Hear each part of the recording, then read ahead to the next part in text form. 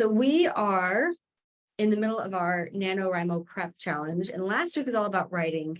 This week is all about the publication process. How's it going to go from manuscript to book, and how is our book building our author platform? So we've got our overview, we've got our big old checklist that we are working through together. And as always, the resources are same link forever and ever. Nano-resources. I will put that in the chat. And when you click that link, it will take you to our little private area for authors. It's public. I mean, anyone can join. This whole community hub area is open if you want to introduce yourself, get to know other writers. We do live events like this one. Our resources are right here. We have some other resources if you want to just check out what we've got going on. We do have our private client groups are in here as well. So the different authors and writing groups that we run are also in this same circle area. It looks like a Facebook group. It acts like a Facebook group, but it is not actually a Facebook group. We wanted to keep it a little bit more intentional, designed the way that we wanted. And so now we can have these nice little spaces where you can get caught up on events like this. And so you'll notice when you go to this page, we start all the way back here from when we announced the NaNoWriMo Prep-A-Thon. And of course, NaNoWriMo stands for National Novel Writing Month. In the month of November, a lot of us writers will say we're going to write 50,000 words in 1 month and make meaningful progress toward finishing our novel. Or if we're writing memoir, nonfiction, something else, it's up to you. Choose your own adventure. We had our first day on the book idea decision matrix, and then power writing, flow state triggers, sketching a narrative arc, reverse outline, and now we're going through this visual roadmap and detailed checklist on how to publish a book. So today we're going into publishing info and design. So let me just pull up the big roadmap to keep us kind of centered in what's happening. So a lot of last week and yesterday is all about the manuscript. What does it look like as ultimately a Word document? Even if we begin writing and organizing in something like Scrivener, which is a great tool a lot of writers really recommend, including us, as it goes into a Word document to be finished up as a manuscript, what does that process look like? So that's these 4 major milestones, right? We're developing the narrative arc, we're organizing our ideas, and we're sketching that first draft. We're going through a series of revisions and editing that draft, and then we're finalizing the manuscript.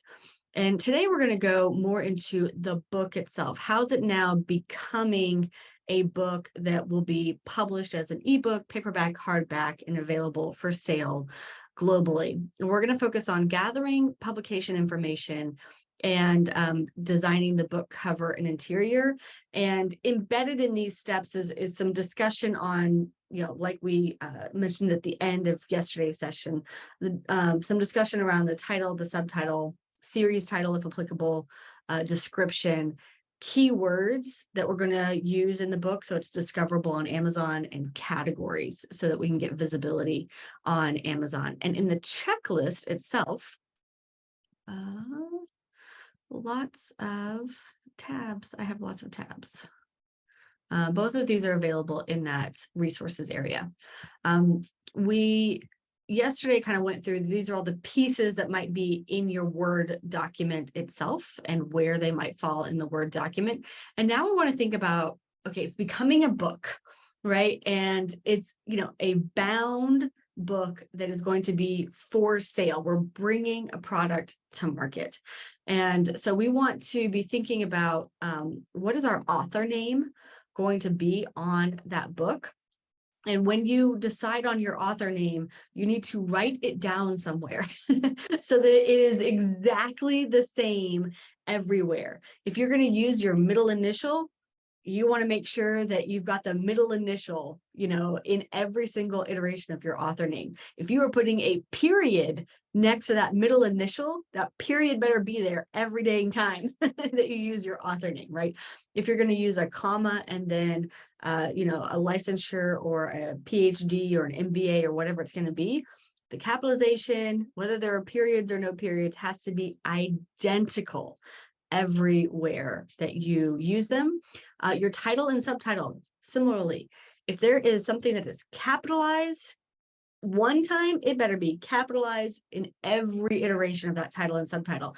And it's amazing how like these little details just kind of get lost in the busyness of putting this all together. I was just consulting with an author who's, has a $20 million a year business, and he's putting out a book, and I'm working with his team on it. And I'm like, well, where's your document that stores, the information? Is the article 2, is it capitalized in the main title or not? And they're like, well, sometimes it is and sometimes it isn't. And that's very understandable, right? Whether we're doing it ourselves or whether we have a team, it's really easy to overlook these details. And so I do recommend that you just, best practices, get a Google Doc. Hold on, let me pull up my other, got it over here somewhere. Sorry, too many screens. Too many screens.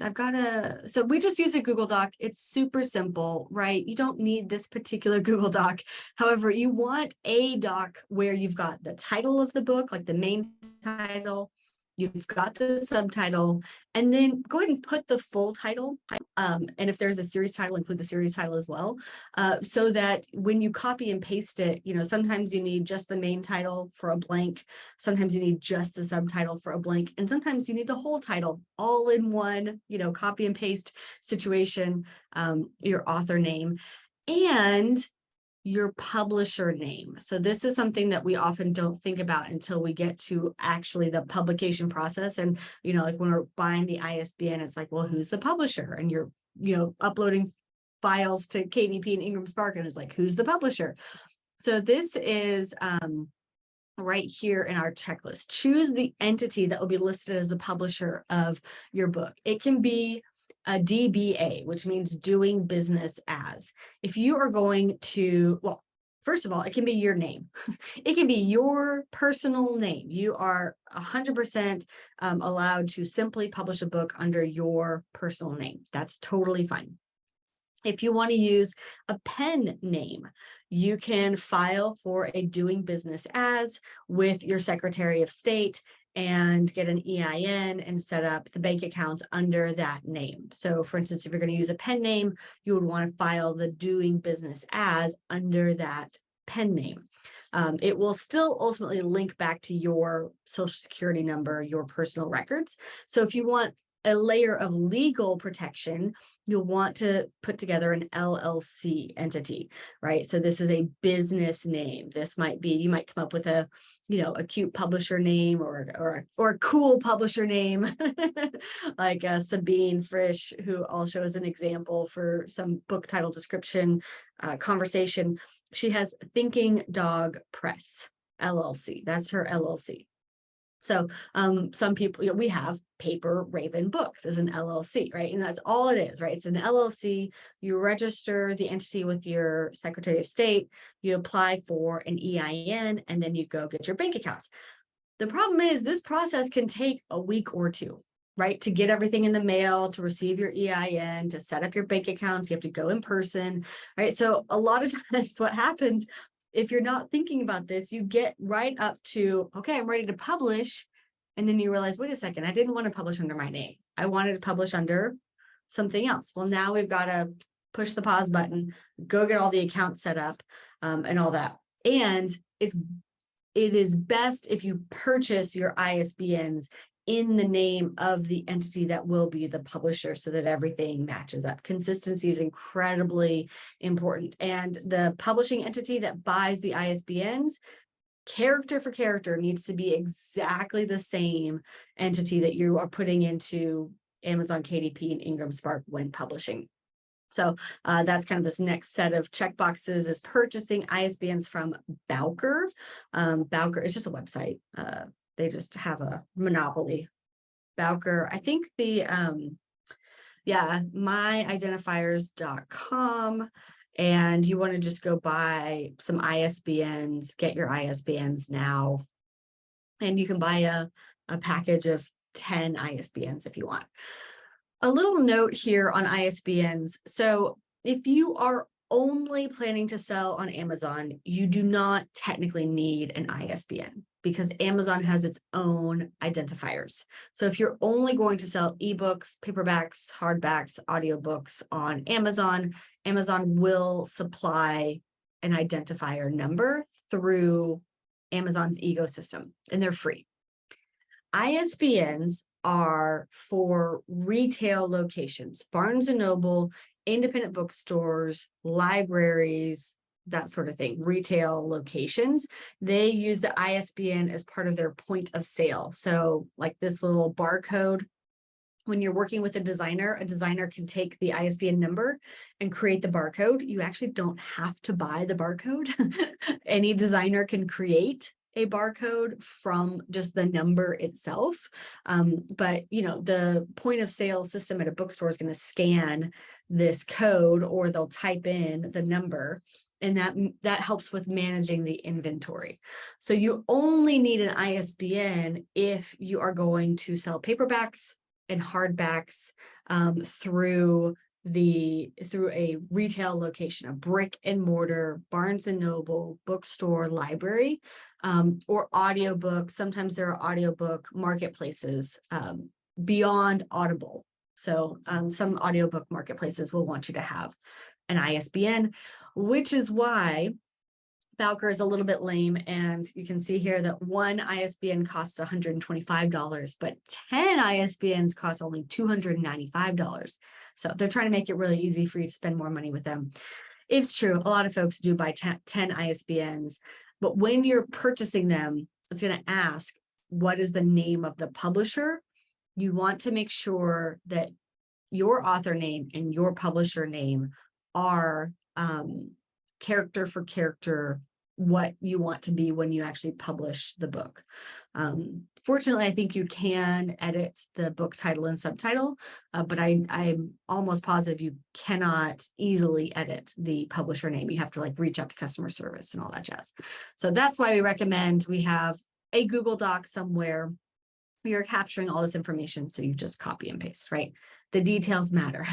The devil's in the details, the victory's in the details, however you want to think about it. So going back to our checklist, we're identifying our entities. We're purchasing ISBNs from Bowker if we want to sell at bookstores. If we only want to do Amazon, we don't need ISBNs. You'll want to decide whether you need an attorney to look over your manuscript for intellectual property issues, libel, copyright, that sort of thing. Optional, but if you're going to have someone look over the manuscript, you want to do it before you get all the way through publishing the book, And we're going to want to use Publisher Rocket to find our keywords and categories for uploading the book to Amazon specifically. So let me introduce this idea first. Okay, so imagine someone is going to Amazon. They are looking for a book to read. They're going to use Amazon's bookstore in one of two ways. They're going to type in something like, action adventure. Amazon will fill in, books. And so they've typed in a keyword phrase, and Amazon is serving up recommendations for action adventure books, right?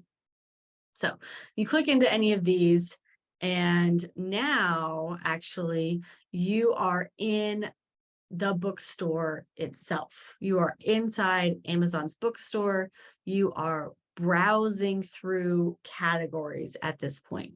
And you can tell that you're browsing through categories because as you scroll down this page, Amazon is going to say, oh, well, here's some other books to look at. This is like a virtual bookshelf. It is putting this particular book among other books that Amazon also recommends. They usually have more than one browsing bar here. There's another one and another one, and these are all categorically related. You can tell even just by the covers. These are going to be kind of action adventure type books, and people can browse sort of through this category. And if they see something else that looks interesting, now they're going to click over and look at this other book. And again, we're browsing at this point. What we might realize is, oh, yeah, I kind of like this book, but let me go back up to Amazon and I'm going to search for something a little bit more like, psychological thriller, I don't know, whatever series, let's say series. And so now we've just searched. Amazon is populating recommendations for us in here. Now we are searching. And then at some point we are going to click in to a book and now we're browsing. Now we're looking at categories, right? And so again, as we scroll down in this book, Amazon is going to serve us more books in this category. And, right now it's also giving us a lot from this same author because this same author has a lot of different books in this category. So those are the two main ways that readers use the Amazon bookstore: search and browse. And so when we think about how our book is positioned in the Amazon bookstore, how does our book look to potential readers? How are they finding our book? What other books, is our book next to?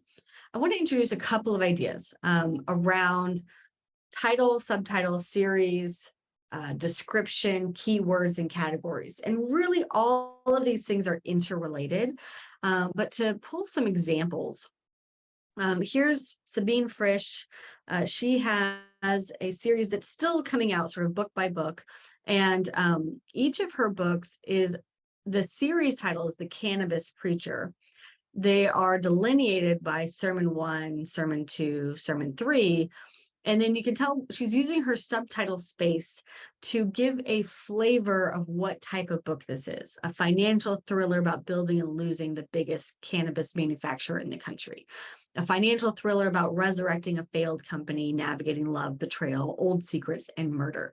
So you're giving a flavor to folks about what type of book this is. Oops. Zoom window got on.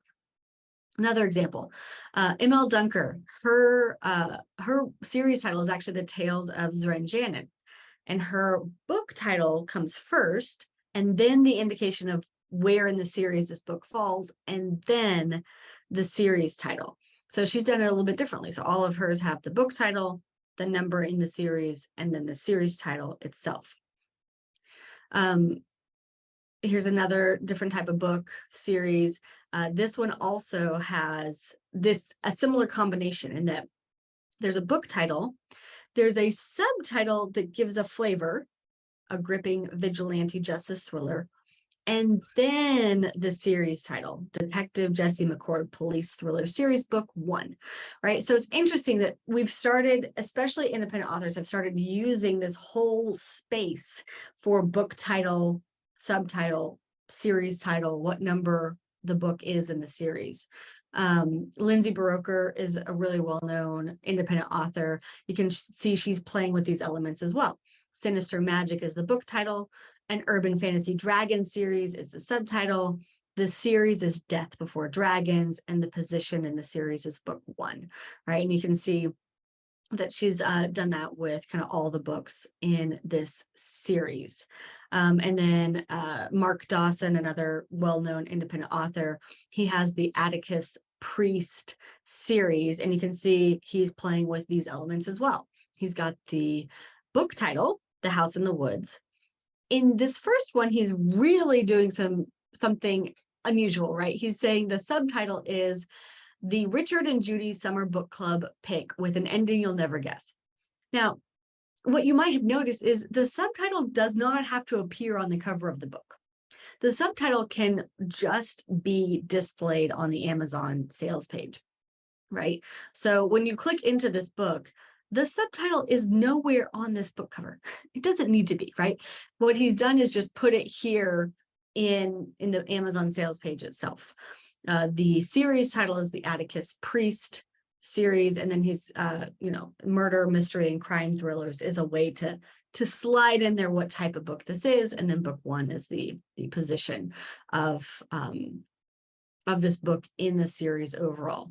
And so what I would recommend is that you spend a little bit of time looking at what folks are doing in your genre with their title, their subtitle, their series title, if applicable. And one of the most, one of the most useful softwares in this area is called Publisher Rocket. And I like Publisher Rocket for quite a few reasons. One of them is that you can actually look up a particular book title and see if it's making money, right? So I showed you this book, the Detective Jesse McCord Police Thriller series. And you might say, well, I don't know, yes, they have a lot of reviews. Is the book making any money? So I looked up, this is, I guess, book 6 in the series. And you can see over here, it's got monthly sales numbers for the ebook. So I selected the ebook store, and the ebook alone is making over $1,000 a month for that one book, just the ebook. And there are 11 books in the series, right? And so the reason I like to look at the competition is we want to see what other books in our genre are doing, and we want to emulate those books that are selling well, right? We want to do what they're doing. They're doing something that's bringing in book sales. And so if we're going to be like an artist and steal like an artist, if we're going to emulate other folks in our genre, then we want to make sure that they are selling well. And, I also brought up the examples of Lindsay Buroker, and she's been writing for years and years. Let's see, these are actually boxed sets, digital boxed sets. So you can buy all 5 ebooks in kind of one file. But if you go back and look at her individual book sales, she's got her Death Before Dragons right here. I mean, that's making $4,500 a month in ebook sales. I would say that's a little unusual, right? I wouldn't be aiming for $4,500 a month in ebook sales. It does show you that people are making money. And if it's like, okay, well, Lindsay Buroker is doing something right. What can I emulate from what she's doing? Similarly, I showed you Mark Dawson. Let me see if I can find his. He's got a bunch of books too. Atticus, here we go, the Atticus Priest books. That was making $691 in ebook sales alone. That's not including physical books, paperbacks, hardbacks, and it's only one of a whole bunch of books that he has, right? So I'm showing this to you so you can start to see that you can get an idea of who's selling books in your genre and what they might be doing with their titles and their subtitles and their descriptions that might be working for them. So spend a little bit of time looking at what we would call comparable titles that are selling well.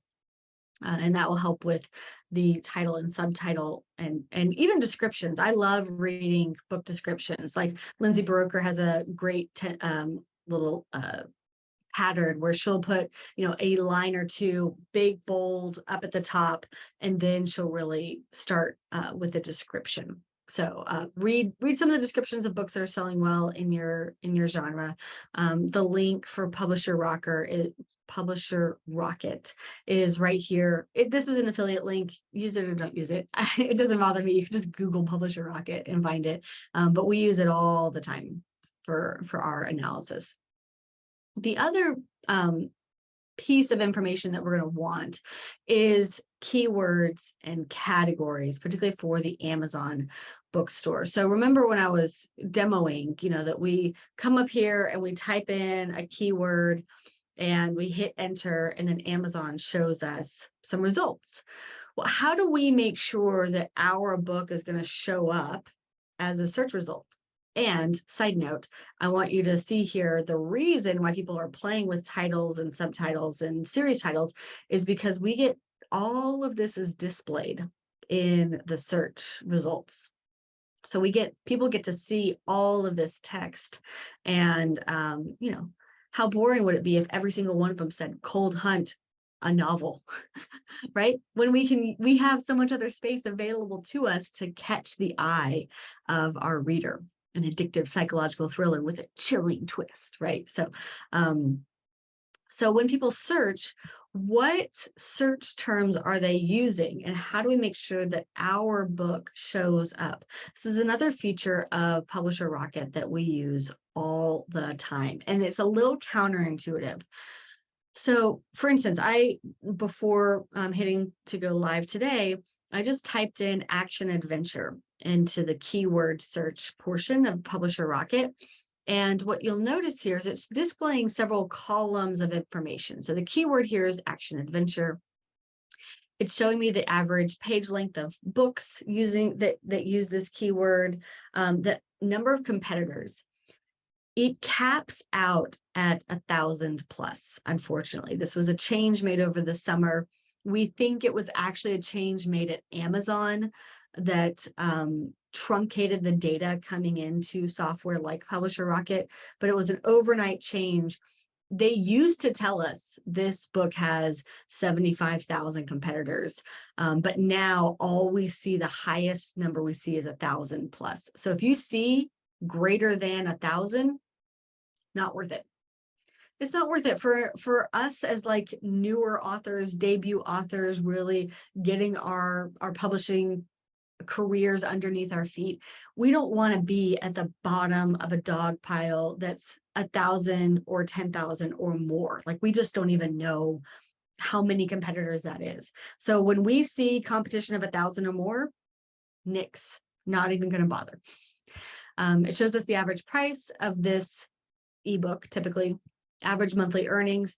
I don't pay a lot of attention to that because it can be so easily swayed by a Tom Clancy or a James Patterson or whatever, that I don't typically put a lot of stock in the average monthly earnings. But what I am definitely looking at is estimated Amazon searches per month. I want to know how many people are typing this search term into that Amazon search bar, and how many competitors there are. What's the size of that dog pile I got to get on top of? And so you'll notice I typed in action adventure. Publisher Rocket populated a bunch of other suggestions for me, and I went through and I searched some of them.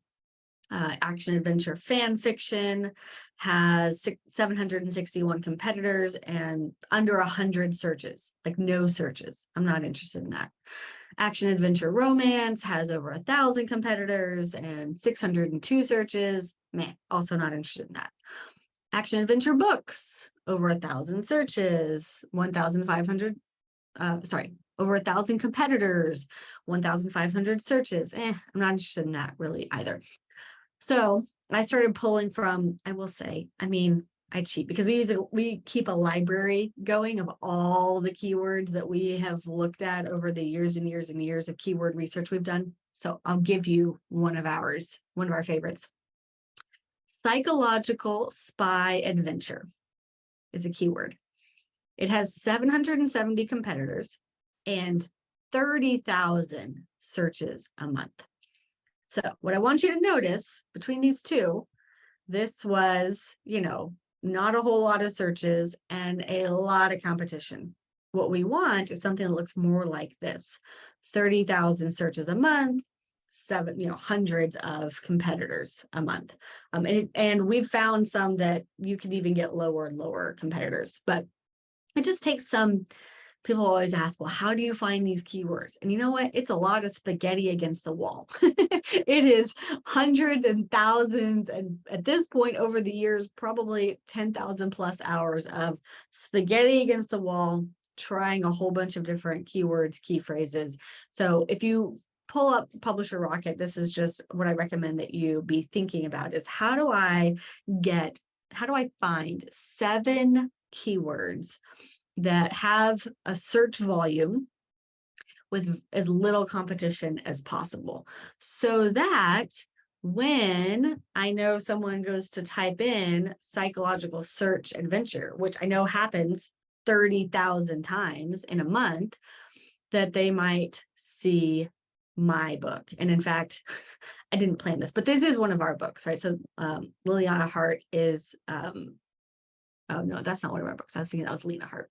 Let me see if any of ours are using this term. We may not be using this term right now. It may be one that I found from previous. I'll try to find one actually and use it as a demo maybe tomorrow when I can cross compare. But you want to be able to use a keyword phrase so that when someone types it in and hits enter, Amazon serves it up as one of the search results. And it might be on the first page, it might not. It might be on a second page. And that's okay too, because people do sort of browse this search. They go through the search results, and then at some point they will see something that catches their eye, and then they'll click in, right? So you want your book to be on that search result. So that's keywords. You're going to get 7 keywords. So 7 keyword phrases, and think about adding them up.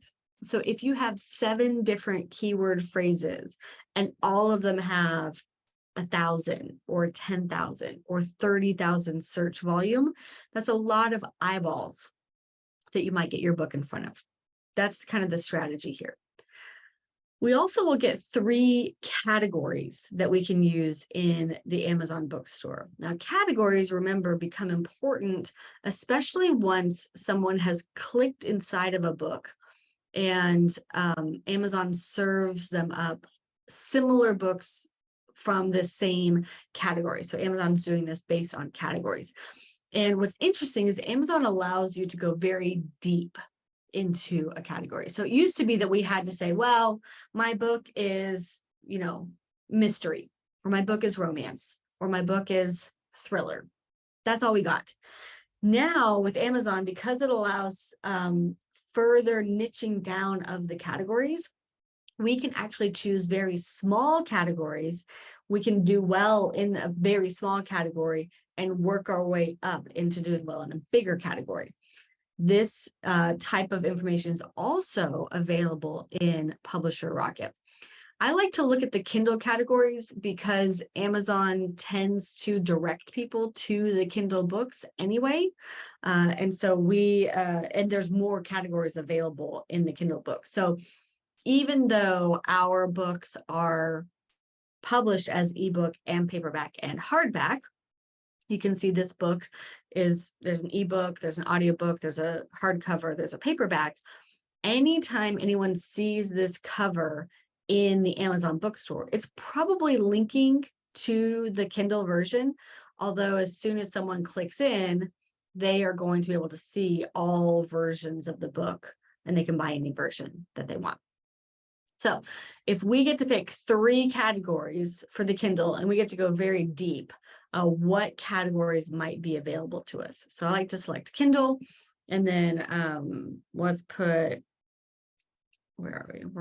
I'm just doing an example of like thriller. And the Publisher Rocket software will let you know how many sales does it take to get to number 1 in a category. And you'll notice this is how it lists categories right here. So this first one is within Kindle, there's a big category called mystery, thriller, suspense. Within it is a category called crime fiction, and within that is a category called noir.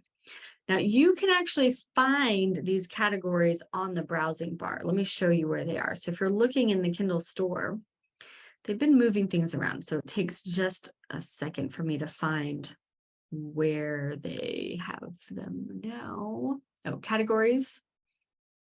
Mystery, thriller, and suspense is the big category. And then you'll notice that nested inside of mystery, thriller, suspense is, what did we say it was? Crime fiction. Is crime fiction. And within crime fiction, you've got heist, kidnapping, murder, noir, organized crime, serial killers, vigilante justice, right? So this is noir. And so like dark, right? and that's as deep as it goes. So we've got noir within crime fiction, within mystery, thriller, suspense, within Kindle ebooks. And what Publisher Rocket is confirming for us is it takes 1 sale to hit number 1 in this category, right? And what's interesting is as soon as you hit number 1 in noir, Amazon's algorithm will automatically show your book more widely inside of crime fiction, which is a larger category. So we can use the success from a very small niche category to level up into those larger categories and get some momentum up under us. The reason this is important is because used to, when our options were only the big categories, mystery, thriller, and suspense, we had to just say, well, our book is, being categorized under mystery, thriller, suspense. And then we were immediately competing with these, right? The big names, the John Grishams, the Stephen Kings, the Andy Weirs, right? The Preston Child, the Sandra Browns, right? Because it's a huge category, and we were saying our book is going to debut in this category, it would come out and immediately be in competition with these big titles that are already best-selling, and our book would start to not do well relative to these big titles. And so Amazon's algorithm would push it down, push it down, push it down, push it down, because it's prioritizing the bestsellers. When we can do this strategy, though, when we're going to say, okay, we're actually going to list our book in a much smaller category, for instance, noir, now we are going to be competing inside a category that doesn't require as many sales to do well. And so we are going to, go for hitting number one in this very small category. And Amazon's algorithm is going to say, oh, it's doing well. It hit number one. Let's show it more widely in these other categories. And so that's one of the mechanisms that we use to make sure that our book is being shown in these browsing bars, products related to this item, right? And you'll notice in these browsing bars, it's not all massive bestsellers, right? A lot of these, these don't have huge even review numbers. This book has 13 reviews. This book has 7 reviews, and yet it's being shown in these browsing bars because it's hyper relevant. These books probably have done well in these little categories, and now they're being shown more widely, shown more visible. I see there's a lot of action in the chat. I'm going to come back, I promise. I just don't want to lose my train of thought with the keywords and the categories, because I'm introducing perhaps a framework that you maybe haven't heard before. So when we start talking about in this checklist, get your 7 keyword phrases and your 3 categories, check out Publisher Rocket for help. We're going to this is, a couple of check boxes that might take 30 hours of research. This is like 2 weeks, perhaps, of looking through all the options, all the opportunities with keyword phrases, the different opportunities with categories. Where's my book best positioned? Publisher Rocket does show a lot of other categories. Just some gotchas here. Amazon increasingly is delineating between categories. So if your book is in a fiction category, it is increasingly difficult to put your book in a nonfiction category. So well, I guess foreign languages, maybe this is on the fiction side. Let me see if maybe it's not producing any nonfiction options. Sometimes Publisher Rocket will, depending on what you search, sometimes Publisher Rocket will give you fiction and nonfiction categories. We used to recommend fiction and nonfiction, like you could blend them, but more and more it's Amazon's rewarding books that really fit nicely into these categories. So if you're going to go for fiction, go for fiction. If you're going to go for young adult, stay in young adult. If you're going to go for the more classic adult categories, stay in the classic adult categories. So you'll notice right here, here's teen and young adult. Now Amazon actually won't let you, if you choose teen and young adult, it won't let you choose adult categories. They want you to stay in teen and young adult.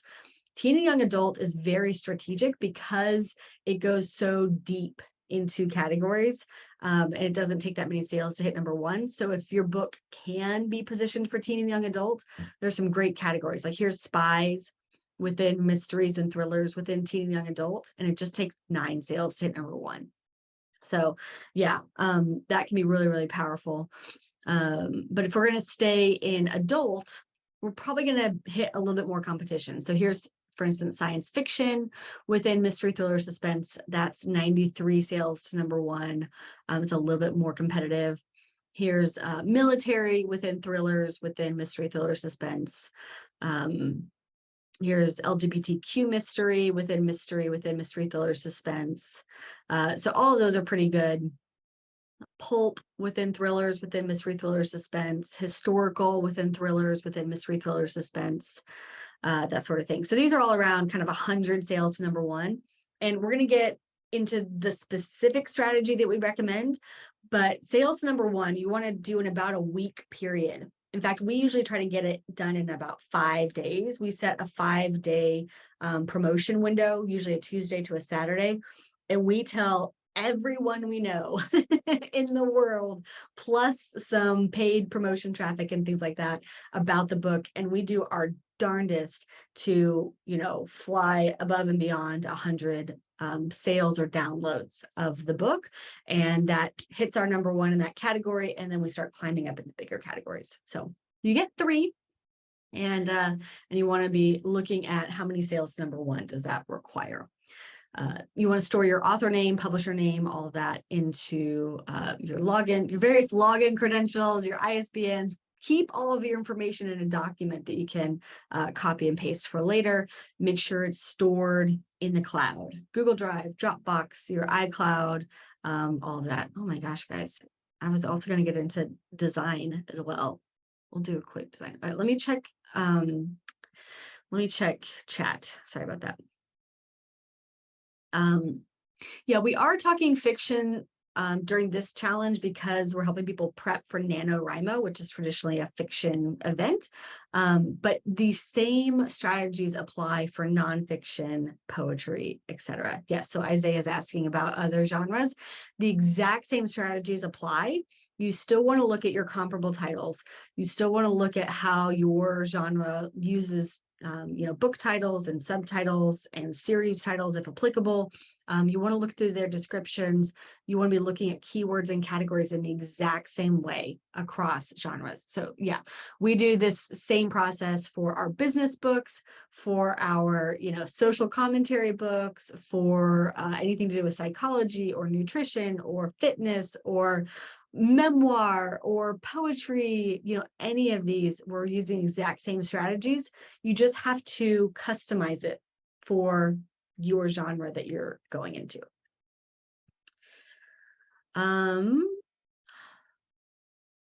Yeah, Rocket has a lifetime deal that's pretty good. I think it's like $100, or was the last time I checked. So the publisher and author name you put in for the ISBNs can be yours, even if you haven't worked out where it'll be retailed. Yes. So a lot of folks just use their personal name for the author name and the publisher name. That's totally fine. It does not offer any legal protection. So if you get sued, it is you who is being sued. But if for most of us, that's not a concern, right? We're not writing a book that slanders somebody else's reputation. So they're not going to sue us, right? So it's not typically a big issue. If you want a little bit of legal protection, get the LLC, go ahead and get all those bank accounts set up, then purchase your ISBNs and list the LLC as the publisher. Lulu.com is essentially Ingram Spark without the benefits of Ingram Spark. So I do not recommend Lulu.com. I recommend either KDP or Ingram. So here's kdp.amazon.com is Amazon's publishing space. And then Ingram Spark is Ingram's print-on-demand subsidiary, is the other one that I recommend. So Amazon KDP is for getting your book published and print on demand as an ebook, paperback, hardback.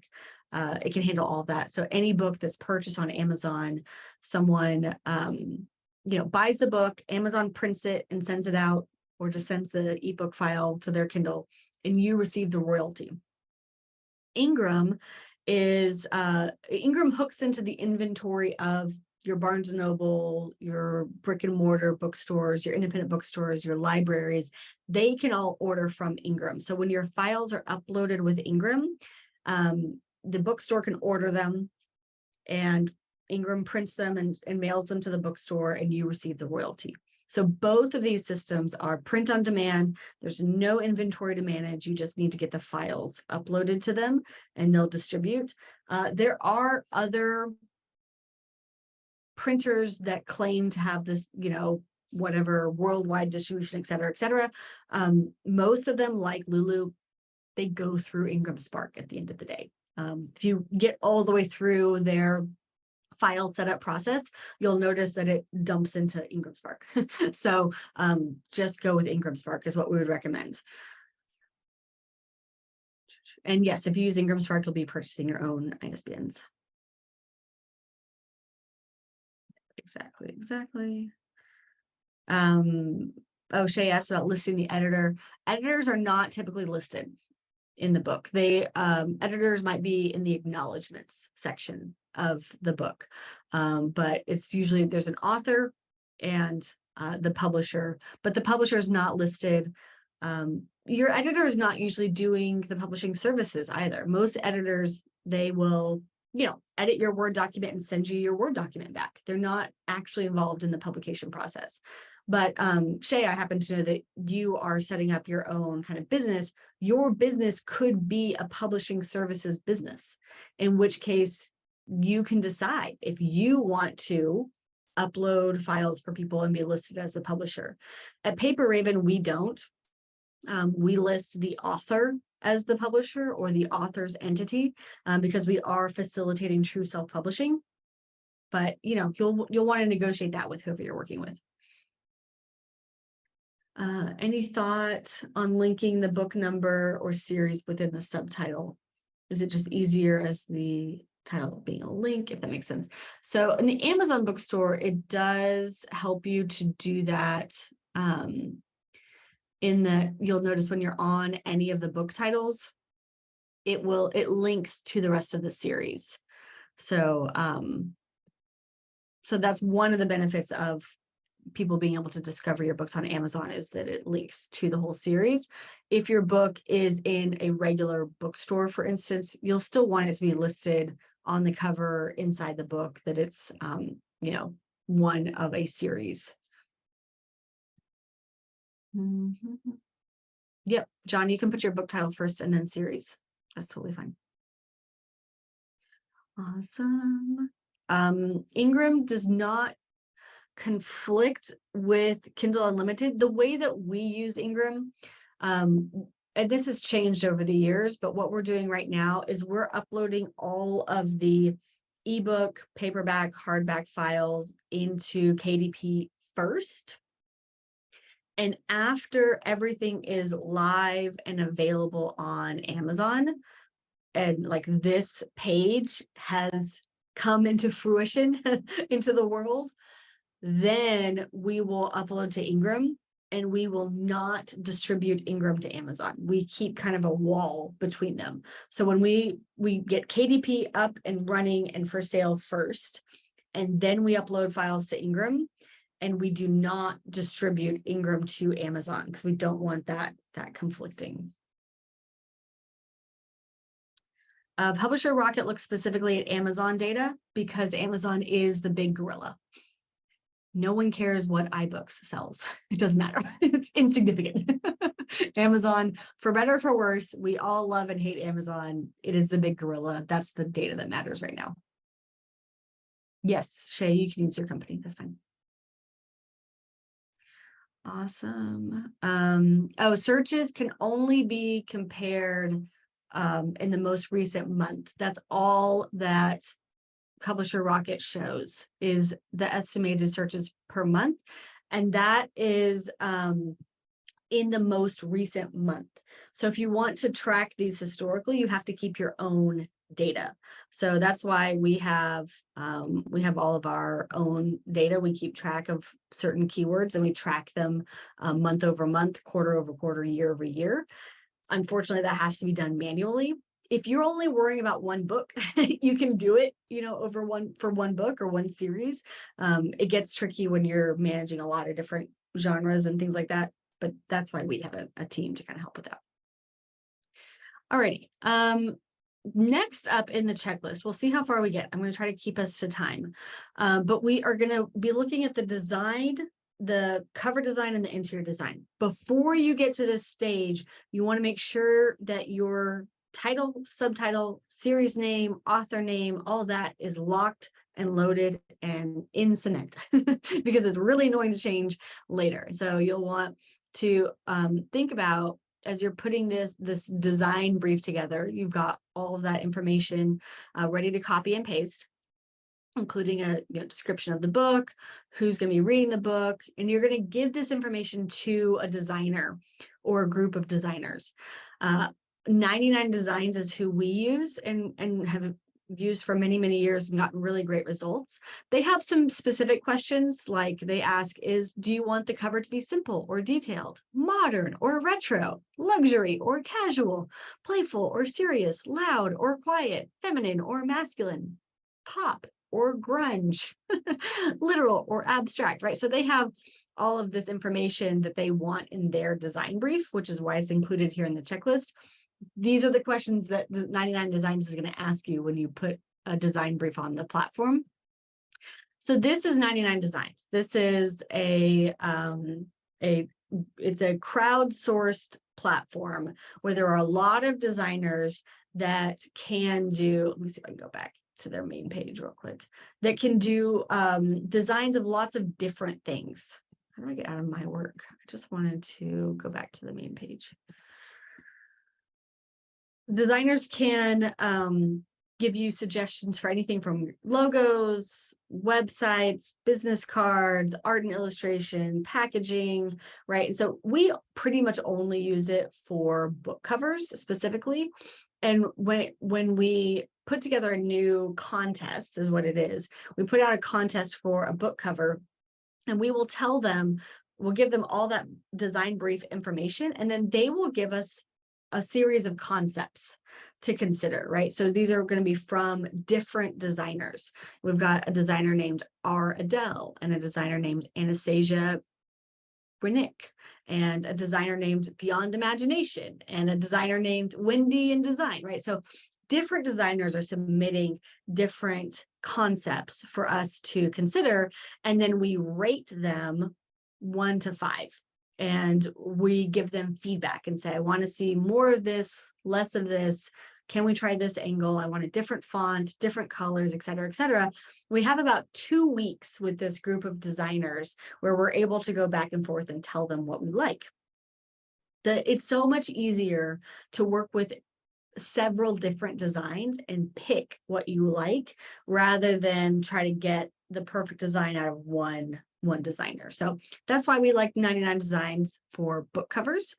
And then for interior design, you'll notice here we have some recommendations for Atticus and for Vellum. These are softwares that are very user-friendly. So if you work with a professional designer, they're going to use InDesign because InDesign has ultimate control over every single pixel, in that book interior.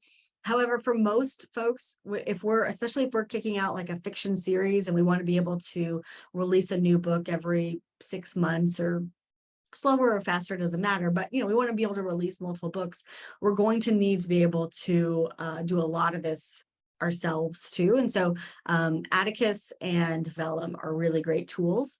So what I've posted for you here is what we use for our formatting. So when we are presenting chapter 1 to an author, we ask them to look at some key elements. And so the first page of this download is the key itself. And then you'll notice, this was actually for a nonfiction book, but a lot of the elements are the same. You might want to look at your the chapter number, right? So the chapter number, font, size, position, right? And then the chapter title itself, and maybe there's a chapter subtitle, maybe there's a quote at the chapter, maybe there's a drop cap, maybe there's page numbers here, maybe there are running heads, the book title on one side and the chapter title on the other side. Maybe there are other design elements in the middle of the page, right? Maybe there's a break, some sort of just a section break, for instance. Maybe there's bullet point lists, or maybe there are subheads in the chapter. So we just wanted to give you what we use as kind of here's all the different elements in a chapter that we ask our authors to approve before we move on and design the whole book.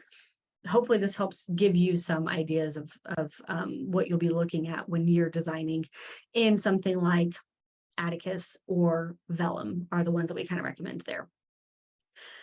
So we are getting our cover together.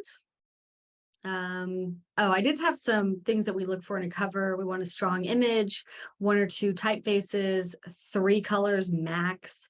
We want a large title.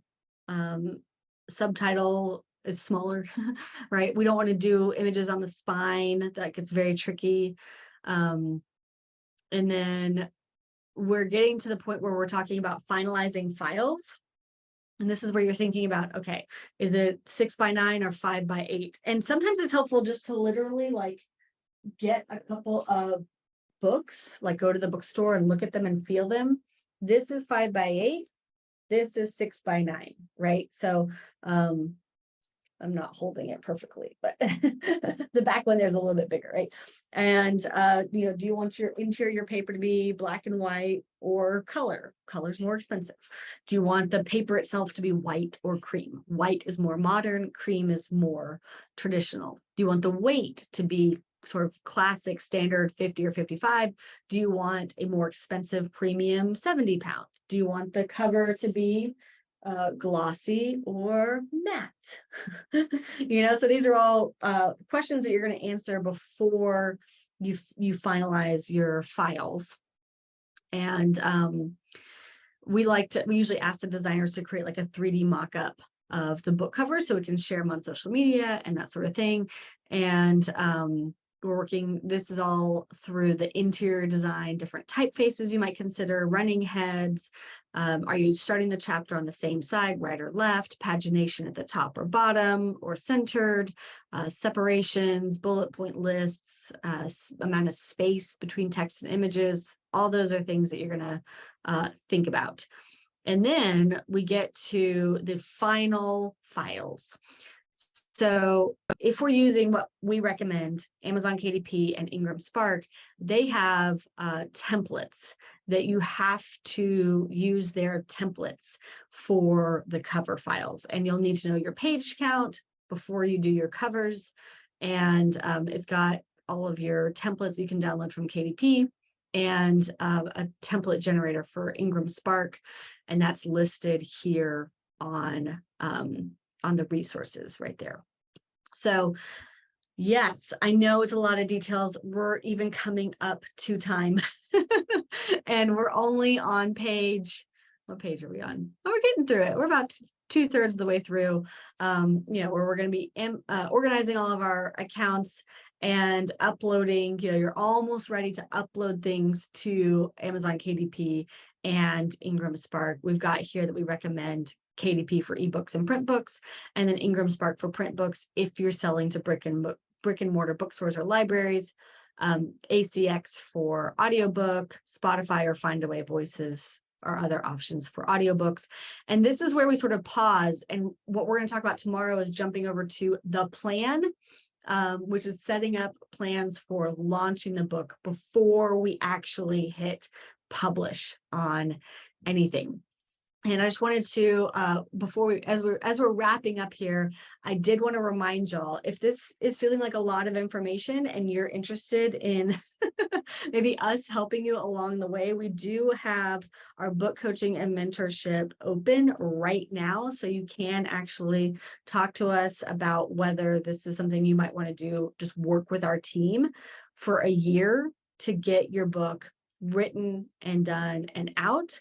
I have this video where I'm talking through what is involved in our book coaching and mentorship program. Here's the link right here, bcm-fic-info, and all the pieces that we walk through in writing the manuscript, publishing the book, and creating the plan, your website, your email list, all of those pieces, the social media that'll be involved, optimizing visibility on Amazon, all of that. So I hope this has been helpful to get some real behind the scenes on like, what do you actually do when you're publishing a book? It's a lot of little details, but as long as you keep track of them throughout the process, you can publish not only one book, but many books.